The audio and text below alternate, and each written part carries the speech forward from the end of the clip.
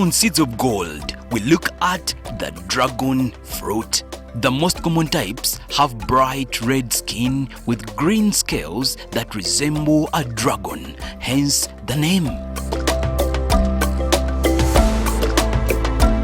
The fruit has white pulp with black seeds, though a less common type has red pulp and black seeds. The dragon fruit is a tropical fruit that is quickly gaining popularity because of its nutritional value and unique taste. The fruit traces its origin in Central and Northern South America, but it is also grown in Asia, Mexico, Israel, etc. Some people call it a strawberry pear. The name dragon is attached to its unique looks in appearance, and it is under the cactus family. Dragon fruit grows on the Hyloceras cactus, whose flowers only open at night. This unique fruit is now here in Uganda, right here in Nakaseke. The daring farmer taking the risk of growing this little-known fruit is Mukasa Muhawiya. With great risks lies even greater opportunities. Mukasa gives us an account of how he got to know about the dragon fruit. He is a very open-minded farmer that is always looking for ways of adding value to farming on a global scale. This fruit is called the dragon fruit, but in Africa it is called pitaya. It is more in West Africa, Angola there. They did it before us. So I first tested this fruit in Emirates. I usually order for a fruit platter. So it came along with it. So it was tasty, and I started researching about it. When I started researching about it, there was an expo in Turkey, in Antalya. It is usually there every November. It is called Growtech. So when I went to Growtech in the expo, then I saw them. They had the seedlings and they had the fruit itself. I moved with a friend. She was called Vijana. So when I saw it, from there I bought the seedlings, the first seedlings. That was, I think, 2019, before COVID. So I came with them, and I started multiplying them. Then when I continued searching about it in Africa, then I landed on someone who's doing it in Kenya, in Meru. He's called Anthony. Actually, he calls himself the dragon fruit king. So I went to Kenya, went to his farm. He has a big farm, about 40 acres. I think he has been in it for the past 9 years. He developed it from seedlings up to the fruit. So I bought seedlings from him also, and I added to the ones that I had got from Kitaki in Antalya. So briefly, that's how I started the fruit, because it was tasty for me. And when I researched about the health and nutrients, the health benefits of the fruit, and also given its price, because it's one of the most expensive fruit because of its health benefits. Here in Uganda, I first saw it in ShopRite when it was still there. I think it was about 18,000 a kg. Then I saw some kids were selling it on the street.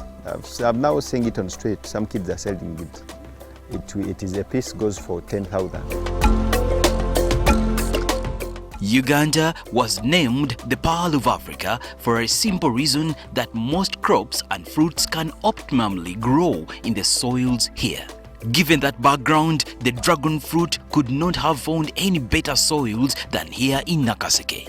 Actually, the dragon fruit is in the class of cactus, and those cactus are meant to withstand drought. When you go to Meru in Kenya, it is a very, very dry area. Even it is hill, it is on the top of the hill. The guy was gathering like maram. Imagine the soil was like, it's a maram kind of. So in all areas where there is less rainfall, where there is a lot of heat, it can withstand. It doesn't mean that it doesn't grow. Actually, I think it is a crossover because when there is a lot of rain, when there's a lot of rain, it is not bad for it. It avoids waterlogging. That's why we are doing this as a hide, something, engage cutter, something like that, so that we avoid waterlogging, because once the water logs here, it will rot and it will get spoiled. So it doesn't need a lot of water, and still doesn't need a lot of sun. Still it needs some water. You see, it is nature of shape. It is like a bulb, something like this.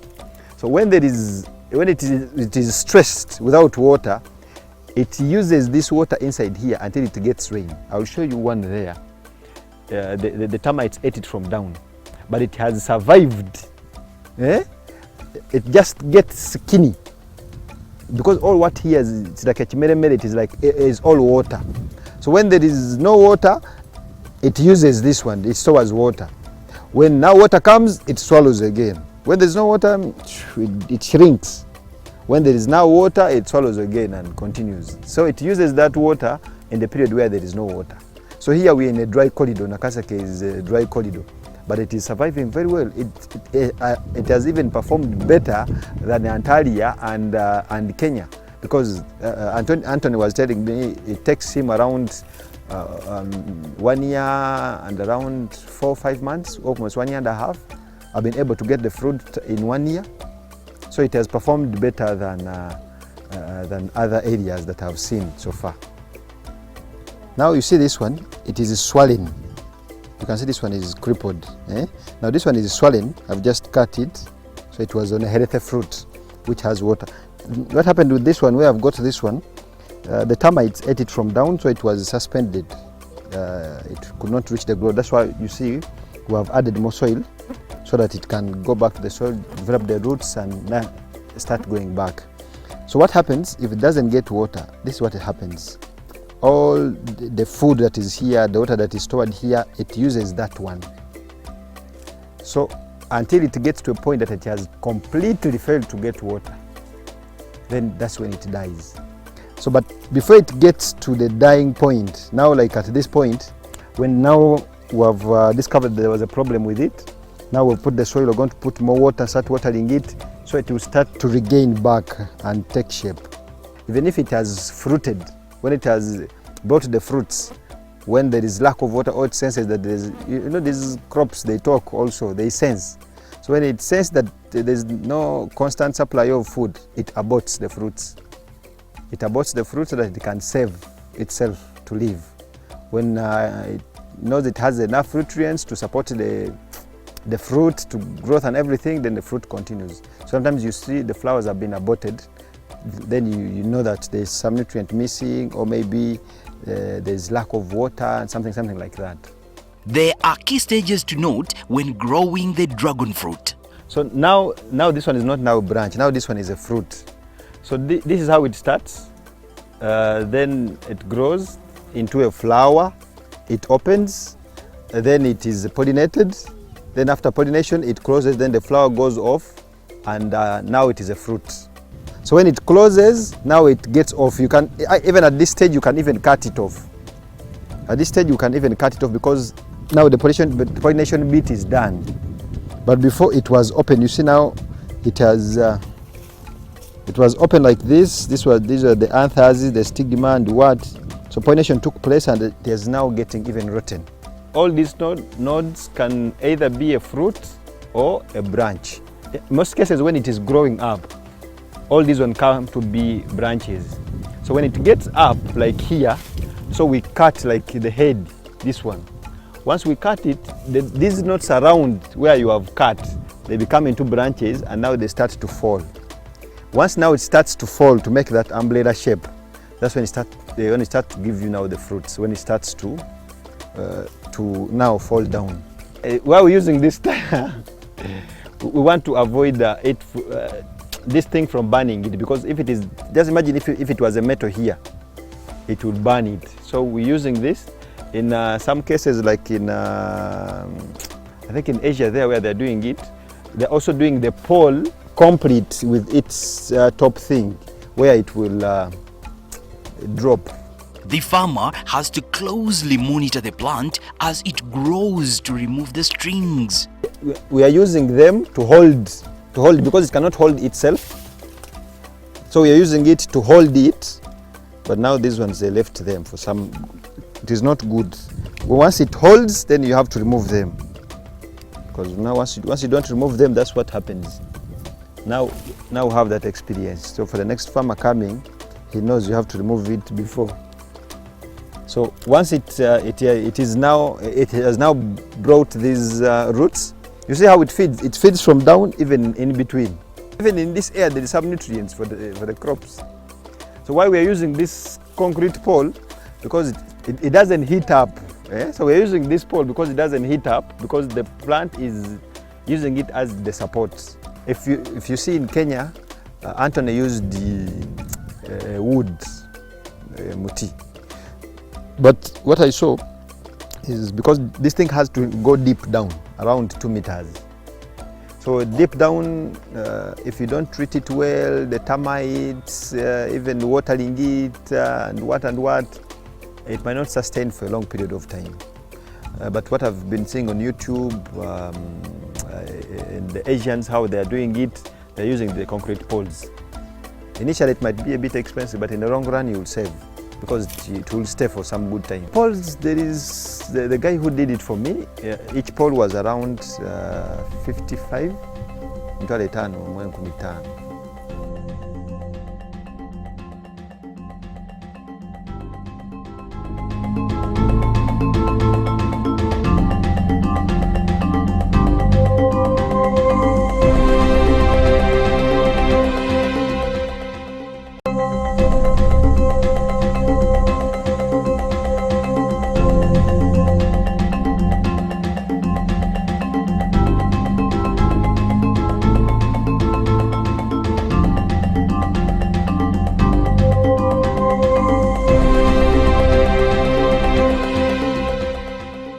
As the crop is still new and being tested in the open garden, got us wondering about the possibility of intercropping. Of course, intercropping can be done with anything. It is like maximum usage of the land, and also adding nutrition, and also maximum benefit. That's how I see intercropping, in my understanding. Now, like you see in mangoes, we want to intercrop this one in mangoes, because of mango from a mango, there's a big distance there, and the mango has not yet is not yet utilizing that space. So I want to use that space to intercrop, to put it in the mangoes, so that we can maximize the space. Also, like here, you can see some spaces, you can put like beans, groundnuts, to say that you can cover the land, and also you're getting something out of it. Not like plowing all the time with nothing. If you put something that can cover the land and you're benefiting out of it, so you are not clearing them for free, at least you are getting something out of it. The lifespan, according to my research, they say it can stay even up to 15 years. But me, I've just started, so I've not experienced the 15 years. For better planning of the farm, one must get the timing right for a serious investment. How long does it take for the plant to mature and produce fruit, and how it is harvested are all pertinent issues. One, if you are taking it from the seed, when we are eating it, I'll show you there's a black seed. When you're taking it from the seed, it takes some good time, which I don't know because I haven't taken it from the seed. I've taken it from the cuttings. When you take off the cuttings, with the cutting it takes roughly 1 year. Around 10 months it will start to fruit. Then from fruiting up to getting the fruit ready, it takes around 2 months. So within 1 year, you'll have the fruit from planting, the cutting. How we harvest it, we have to harvest it so that you don't damage it. Because once you damage it, then it will not be of good quality to the market. And here you avoid now damaging the fruit, because this one cannot bring another fruit. Now it is maybe this one to bring or the other one. This one is done, this one has brought and it is done. So you can cut here, you can damage here, but avoid damaging the fruit. Yeah, it is continuous. See, like now when we go around, you'll see we are harvesting this one, there is a flower, again there's something which is to be harvested the next time. So it is continuous. How much then is each plant able to produce? And when does one prune? One, it will depend on the amount of manure that you've given it. Two, each of these canodes can give you a fruit. Now once we harvest this one, so that canode is gone, it will not bring. Now this thing can still bring fruits using this one, using this one, using this one, using this one, using this one. It can continue bringing. So this one has brought the fruit, it is gone. But it can't, all these can the possible fruits. Yes, pruning, we do it for some, like here up, what we expect now, because this one can be a fruit or can be a branch. It can be any of the two. It can be a fruit, it can be a branch, like you can see here. So now it has turned out to be a branch. So if you don't want it, we remove it, because now up we need fruits. Because these ones, now we use them when we are going to plant now as seedlings. But seedlings, something that has come from ground. So now this one, we can leave it to be a seedling. Or maybe like these ones, if there are so many, like now this one coming off. You see? So now we can take this one. Now this one, we plant it. It is a seedling now, this one. We can even cut off this one. That notch. So we plant this one, this is where the roots will come from. We'll see it there. So this one, you can plant it now afresh as a seedling. The seedling, as of now, according to the expenses we've gone through, we can sell it roughly at 20. So these are the first seedlings I bought. We planted them here, around here, we are going to see. So all these, I was showing you there, that all this, it is either a fruit or a branch. So the branches were coming, you see now it is faded, it cannot bring any more. So when the branch came like this, so we cut. So after cutting, like you see this one, with this, then we take it to the bed for rooting. So after there, then we take it to our mother garden. So it is from the mother garden, now we are scaling it up to a bigger place, so that we can have an orchard of dragon fruit. So when you come here, see, this was the old one that we started with. You see, all these things they've been bringing, we cut. Once you cut, it doesn't bring again. So the other canode brings. So now like these ones, now we cut, then we take there. This one we cut, we take there. So not until all these ones are finished, that's when it is now used up. Then this is our main bed, this one. So now we bring them here for rooting. Let me pick for you one and you see. So the other canode where we cut from, that's where the roots come from. So now this one is ready for planting. So we can cut off this one. You see, this one is already going. So now this one you just take to the plant, to the pole. You plant it, this flat side, it is one that leans against the pole. So you plant it against the pole. Now you tie the other thread. Let's take an example, like this is the pole. So we plant it like against the pole. So we use those threads around to touch it so that it touches the whole, no, provided we cover the roots. Now these are the roots. Once we cover them, even you just do like this. If the land is okay, then you put it, then you lean it against the pole and you tie it. Because the pole has 4 sides, as we saw, so we put one here, another one there, another one here, another one there, so 4 of them. So we tie them so they grow all tall. So once as we are tying it, so it touches and brings roots in between there. So those roots, it uses it also to touch itself. Once it has now brought these roots. You see how it feeds? It feeds from down, even in between. Yes, it's also feeding from here. There are different stages and color displays as the fruit grows and mature, which help the farmer know when exactly the fruits are ready for harvesting. How do you know it is ready to be harvested? We'll show you the plant, how it comes from the bubble, then to flowering, then to start taking shape, because start taking shape when it is green. When it is green, so when it starts to turn reddish, that's when you harvest it. And when you delay to harvest, this is what happens. Because of the nutrition, as the nutrition is so high, so it starts to crack. So when it starts to turn red, that's when you harvest, so that it can have a long shelf life. It can stay for some good time. It can stay for about 2 weeks after harvesting. When you harvest at the right time, when it is starting to take red, actually it also depends.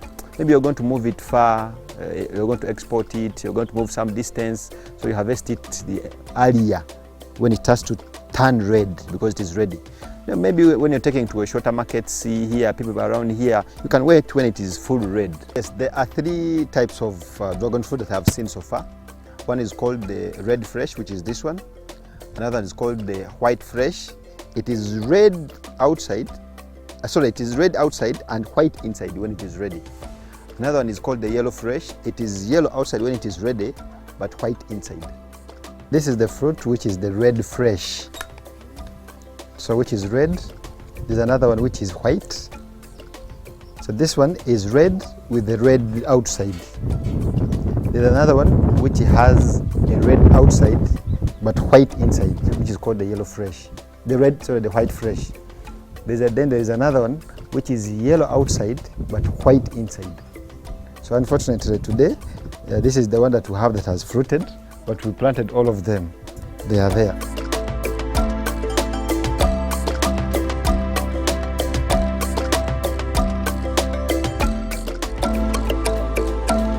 Next week on the show, we haven't experienced any disease that has attacked it.